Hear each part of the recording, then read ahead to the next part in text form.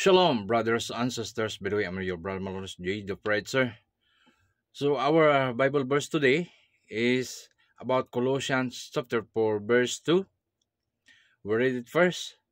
Continue in prayer and watch in the same way thanksgiving. So, we continue our prayers every day ayon dito sa Colossians chapter 4, verse 2.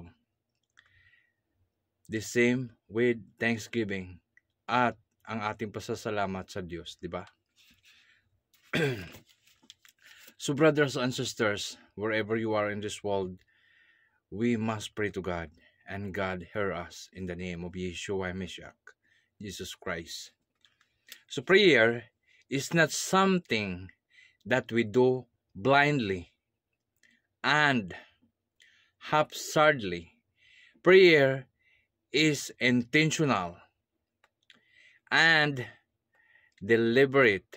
Prayer is a purposeful, so God instruct us to watchful and we free. We must pray with a discerning hearts and alert mind so that we can grow in God's in truth, brothers and sisters. As we pray toward interference from the enemy. So brothers and sisters, prayer is not something we do blindly. Ang panalangin ay hindi tulad ng magbibigay sa atin ng bulag sa kapangyarihan, bulag sa katotohanan, or bulag tungkol sa Diyos. Prayer is intentional and deliberate. So pag nag-pray po tayo, intentional po that we come from our hearts, body, mind, and soul. Hindi tulad ng iba na mag-pray ay galing sa kanilang mga leader or sa kanilang mga founder ng kanilang religion. So prayer must come from our hearts, mind, body, and soul, brothers and sisters. Kapag tayo po ay mag-pray, galing po sa ating buong puso't kaluluwa at isipan. So ayun nga, brothers and sisters, pag tayo mag-pray, as we pray and be able to thwart interference from the enemy.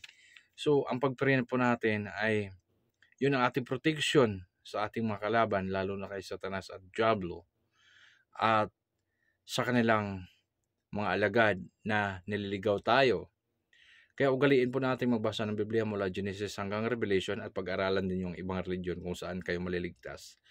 Brothers and sisters, hindi ko po inaanyaya na pumasok kayo sa religion.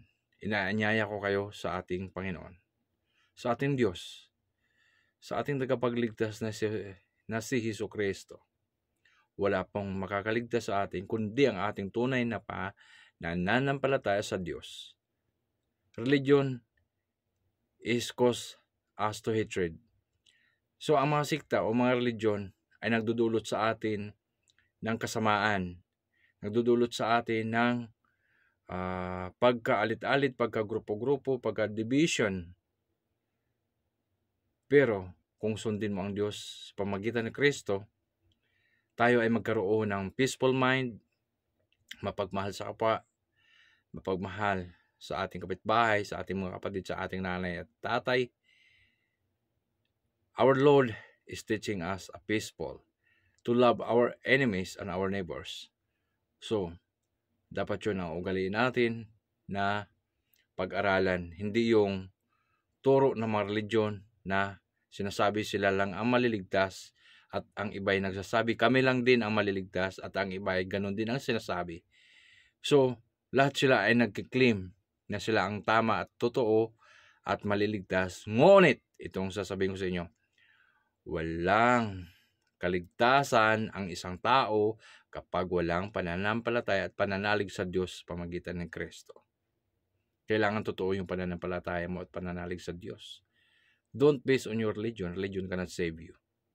But your own action, your own works, your own faith to God through Christ alone. So, yun lang, brothers and sisters. And God bless you all and much love.